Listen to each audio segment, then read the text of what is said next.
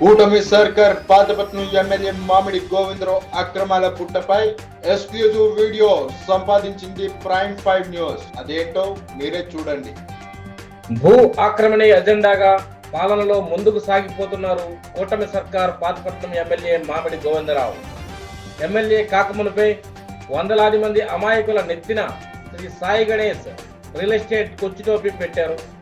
వారి వద్ద నుంచి అవలీలగా కోట్లాది రూపాయలు జేబులో వేసుకున్న ఘనపాటి ఆయన. మోసాన్ని వెన్నతోనే తిన్న ఆయన ఎమ్మెల్యే అయ్యాక ఊరుకుంటారా? ఎమ్మెల్యే పదవే భూ ఆక్రమణకు లైసెన్స్ గా చేశారు. రెవెన్యూ ఉద్యోగులను ఆయన భూ ఆక్రమణకు ఏజెంట్లుగా మార్చారు. ఇంకా చెప్పేదేముంది? బలహీన వర్గాల వారి భూములు ఎక్కడున్నాయో రెవెన్యూ ఉద్యోగులే ఒప్పందించారు.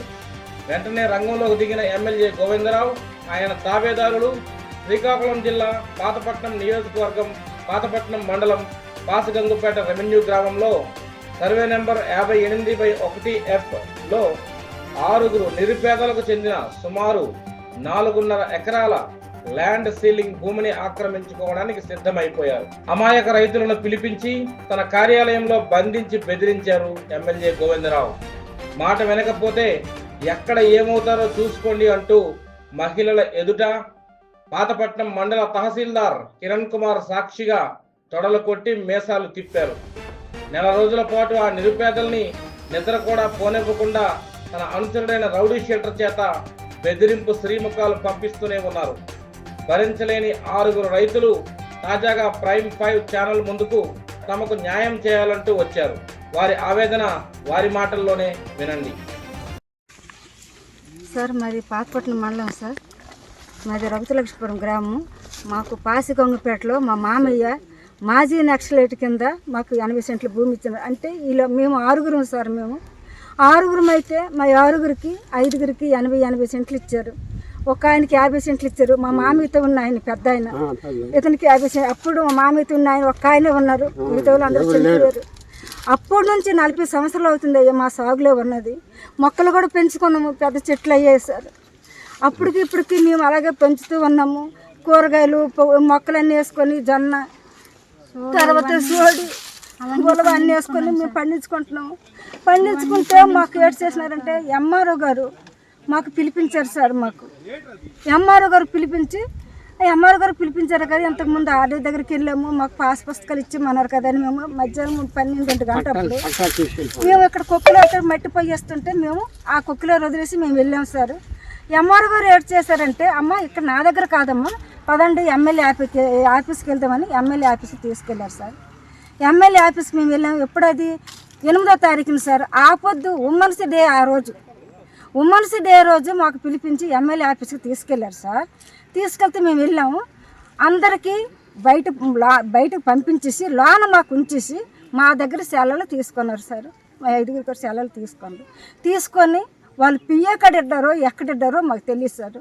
సార్ సెల్లేం తీసుకొని మా వాళ్ళు ఎవరు ఫోన్ చేస్తారంటే మీరు సెలవులు వేసి పట్టుకెళ్ళండి. నాకు లోపల తీసుకెళ్ళిన తర్వాత కూర్చోబెట్టి ఏం మాట్లాడారో నేను మీడియాతో చెప్పలేను సార్. ఒక మహిళగా నేను నా ఆవేదన అర్థం చేసుకోండి సార్. పక్కన ఎంఆర్ఓ ఉన్నారు, ఎమ్మెల్యే ఉన్నారు. వాళ్ళు కూడా ఓ తోట అక్కచెల్లి అనుకోకుంటూ కూడాను ఎన్ని దుర్బుద్ధి మాట్లాడినారో ఆ దేవుని తెలుసును. ఎమ్మెల్యే గారికి ఎంఆర్ఓ గారికి దైవ సాక్ష్యంగా వాళ్ళిద్దరికి తెలుస్తారు. మా వాళ్ళు ఉన్నారు సార్, అందరూ ఉన్నారు సార్. అవును సార్, ఒక్క మాట కూడా మేము మాట్లాడిపోయాను. అలాంటి దుర్బుద్ధి మాట్లాడినారు. అయితే ఉండలేక నేను నేర్చుకొని ఒక అన్నగా పేదాయం పడన్నాను సార్. ఇలాంటి తప్పుడు మాట్లాడడం అది ఒక ఆడపిల్ల ఎవరన్నారు మీకు? ఎమ్మెల్యే గారు అన్నారు సార్ మాకు. అయితే పక్కన ఎంఆర్ఓ గారు మీరైనా న్యాయం చేయండి, ఇది పద్ధతే సార్ అని అంటే, ఏమీ లేదమ్మా నాకు నేను ఎంతవరకైనా వెళ్ళగలను, మీరు ఎంతవరకు వెళ్ళే మీకు ఏట్లేదు ఎమ్మెల్యే గారు ఆ మాట అన్నాడు. అయితే సార్ ఏడు సార్ చెప్పండి, నేను మీకు కన్నీళ్ళు తుడుచుకొని ఏడ్చుకుంటా అన్నారు. నేను భూమి కొనుక్కుంటాను, మీకు మనిషికి 20,000 వెళ్ళిస్తారు, తీసుకోండి. అది కూడా మీరు ఇంకా తీసుకోలేదనుకో, ఇక్కడ పక్కన ఎంఆర్ఓ గారు ఉన్నారు, అతని బీప్ మీద చేయకొట్టి ఇప్పుడే నేను ఇమ్మీడియట్గా నేను తారుమారు చేయించకపోతే నేను ఒక ఎమ్మెల్యే కానని తొడ కొడుతూ మాకు కొంచెం గలీజు మాట అన్నట్లు. అతను గెలిపించింది మేమే, తిరిగాము. మా మహిళలందరూ తిరిగమ్మ లేదు, మా ఊరి ప్రెసిడెంట్కి ఎమ్మెల్యే కొరకు తెలుసు. ఆ మాట అన్న తర్వాత సార్ మాకు 20,000 మా డబ్బది సార్ అని మేము లేచి వెళ్ళిపోతే పిఏ గారు అప్పుడు ఇతనికి వచ్చి ఫోన్లు ఇచ్చి అమ్మ ఫోన్లు చేస్తాను కానీ ఎక్కడి నుంచి వస్తాను మీ ఫోన్లు కూడా ట్యాకప్ చేస్తాం అనుకుని మళ్ళీ బెదిరించారు సార్ మాకు. ఎక్కడ ఎవరికి చెప్పడానికి కావలేదు. అవ్వకపోతే మా ఆవేదన చాలా.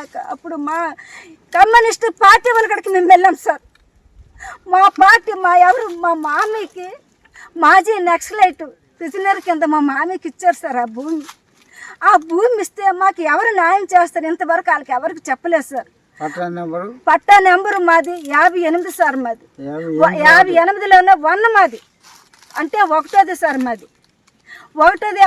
ఆ భూమి మన కమ్యూనిస్ట్ వాళ్ళకి మొన్నేళ్ళు చెప్పడం జరిగింది సార్. చెప్తే వాళ్ళు న్యాయం చేస్తామని వచ్చారు సార్. కానీ ఎమ్మెల్యే చేసింది మాకు ఏం న్యాయం లేదు సార్. ఎమ్మెల్యే గారు మీకు ఏమేమి అన్నారు ఒకసారి మీడియా ముఖం చెప్పండి. ఏం చెప్తాం సార్, చెప్పడానికి మాకు కొంచెం సిగ్గుచేటుగా ఉన్నా సార్. మాకు చెప్పండి అమ్మా, పర్వాలేదు చెప్పండి. ఇప్పుడు మరి ఏమన్నారు తెలియాలి కదా. తెలియదు కావాలంటే ఏం చెప్తాం సార్. మీరు ఇలా కానీ మీరు చేస్తే ఆడది అని కూడా మీరు చూడము. నాకు పదవి ఉన్నది, మనుషులతో మీకు ఏ విధంగా కొట్టిస్తామో ఏ రకంగా అది నేను చెప్పలేను సార్, చెప్పలేను. ఆడదేను కూడా ఆ తర్వాత మాత్రం కలెక్టర్ కాడికి వెళ్ళాము, మినిస్టర్ కాడికి వెళ్ళామంటే వాళ్ళు నాకు ఎవరు ఏం చేసేది లేదు. తర్వాత చిన్న బూత్ మాట అన్నారు సార్. ఎవరు కూడా ఎమ్మెల్యే గారు నవ్వుకుంటూ ఎమ్మెల్యే గారు ఈరోజు మీ పెళ్లి రోజు కదా, నీతో నేను ఈ మాట అన్న తప్ప వాళ్ళు మనకు వచ్చి ఏం చేస్తారని పక్క నవ్వుతూ బొజ్జలు కొట్టుకుంటూ ఏం అన్నారు సార్. బూత్ మాట నేను అడగట్టు ఒక్క మాట అన్నది. ఏం పెద్ద మీరు వెళ్ళారు ఆ రోజు ఆ మాట అన్నారా నిజంగా? ఏమయ్యా ఆ రోజు మీరు వెళ్ళారా? ఆ మాట అన్నారా?